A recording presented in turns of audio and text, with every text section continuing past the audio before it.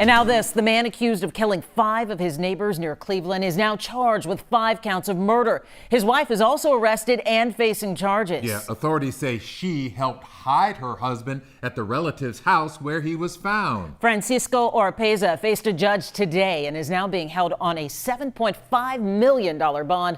Authorities captured him yesterday about 20 minutes away from the crime scene. We have live team coverage on the arrests and charges, starting with Adam Bennett at the San Jacinto County Jail, where Oropeza is now being held. Adam? Lynn, the judge who read Oropeza his rights inside this jail this afternoon told us he didn't have much to say. Another law enforcement source told us that Oropeza is cooperating with investigators, but that so far he hasn't shown any remorse. Now, inside the jail, cameras are not allowed. Also, there's no public video recording of this magistrate hearing this afternoon. But the newest mugshot of Francisco Oropeza shows him wearing a protective vest. He's required to wear it based on where he's housed inside the jail to prevent suicide, though authorities say he is not suicidal. This afternoon, I spoke with the first assistant district attorney. He told me that his team and officers will continue going through the evidence to see if they can upgrade Oropeza's charge to capital murder. That would mean the death penalty is on the table.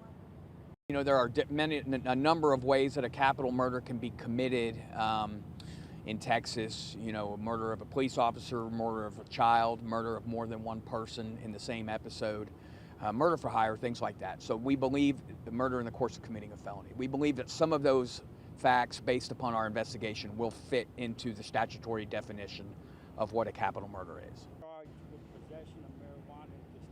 The judge who met with Oropeza this afternoon told me that the paperwork is being filled out for him to get a lawyer. Though still, his first court appearance could be weeks away. That's because of how the county does their system. It's where a grand jury must first indict Oropeza before his case is put onto a docket. And the county's next grand jury panel isn't set to meet until the end of this month. Authorities also arrested yesterday one of Oropeza's friends. He's here in this jail on a drug possession charge, but they believe he helped Oropeza escape from the area around the crime scene. They're continuing to build a case to possibly charge him on that front. Mia and Len?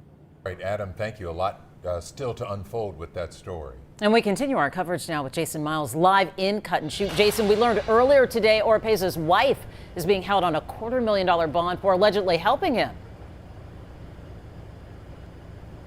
That's right. This is the home behind me where Oropeza was arrested just under 24 hours ago. His wife was arrested too, and she appeared for the first time in front of a judge today. Remnants of yellow tape remain a day after officers say alleged mass killer Francisco Oropeza was found hiding in a closet under laundry inside this mobile home. This is a neighbor's surveillance video of him being walked away. The FBI say, take it easy. Neighbor Hector Dominguez estimates 40 to 60 officers from multiple agencies were on the scene. When the guy captured. Neighbors also watched Oropeza's wife get arrested. This is video of her last night. You are charged with hindering the apprehension of a fugitive. And here she is today. 52-year-old Diva Mara Nava is being held on a $250,000 bond. According to what came out in court, Nava told agents Oropeza showed up here around 1:30 Tuesday morning and took a shower before she went to buy some donuts. Nava also said she was sent to deliver a message to some cousins in Conroe about helping Oropeza leave the country. From him was him requesting assistance to get him to Mexico. Cousins advised that they would not help him. Oropeza was found at the house in Cut and Shoot a day after officers say a sighting by a nearby landfill employee was likely legitimate. It's unclear if Oropeza got to the mobile home about 7 miles from the murder scene on foot or otherwise. I believe he thought he was in a safe spot. Now he and his wife are securely locked up while other arrests are possible.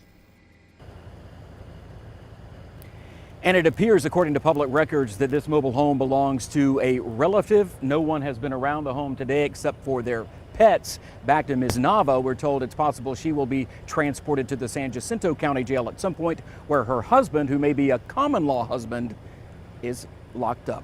Reporting live from Cut and Shoot tonight, Jason Miles, KHOU 11 News. Took 4 days, but officers say they finally got their man. Jason, thank you.